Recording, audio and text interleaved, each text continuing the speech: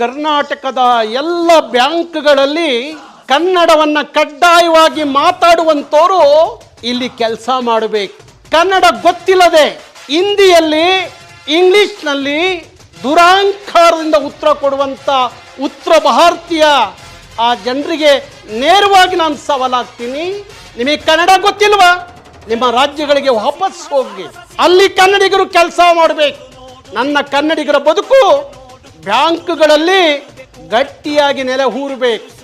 ಹಾಗಾಗಿ ಕರ್ನಾಟಕದ ಎಲ್ಲ ಬ್ಯಾಂಕ್ಗಳಲ್ಲಿ ಕನ್ನಡಿಗರು ಕೆಲಸ ಮಾಡಬೇಕು.